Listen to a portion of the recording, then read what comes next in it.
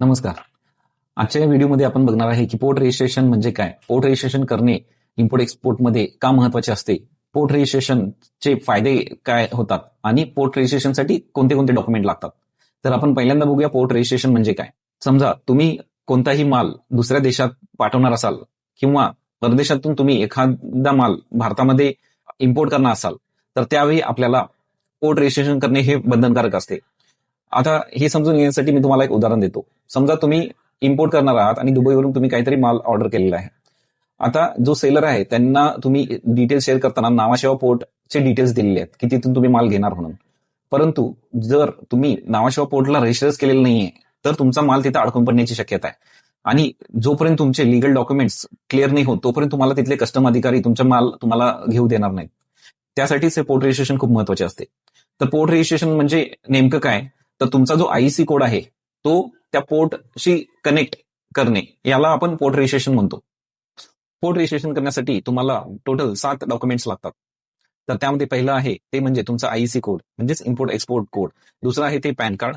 तिसरं आहे ते जीएसटी सर्टिफिकेट. चौथं तुम्हाला बँक एडी लेटर प्रोव्हाइड करते.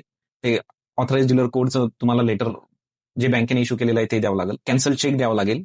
ज्या बँकमध्ये तुमचं एक्सपोर्ट अकाउंट आहे त्या बँकेचं तुम्हाला करंट अकाउंटचं चेक कॅन्सल चेक द्यावं लागेल. त्याच्यानंतर तुम्हाला तुमचे कंपनीचे डॉक्युमेंट्स म्हणजे तुमची लिगल फर्म जी आहे ती प्रोप्रायटरशिप असेल, प्रायव्हेट लिमिटेड असेल त्याच्याप्रमाणे तुम्हाला ते डॉक्युमेंट्स प्रोव्हाइड करावे लागतील. आणि शेवटचं याच्यामध्ये आहे ते ऍड्रेस प्रूफ द्यावं लागतं. तुमच्या कंपनीचं ऑफिस कुठं आहे त्याच्यासाठी तुम्ही रेंट अग्रीमेंट किंवा इलेक्ट्रिसिटी बिल हे प्रोव्हाइड करू शकता. आता आपण पटकन याचे 4 जे महत्वाचे फायदे आहेत ते बघूया.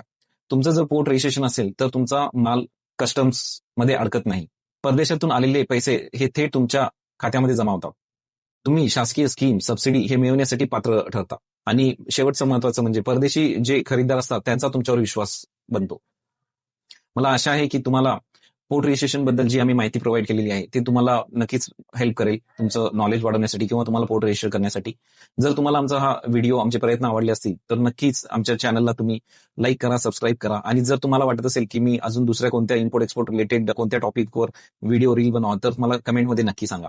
धन्यवाद. जय हिंद, जय महाराष्ट्र, जय जवान, जय किसान.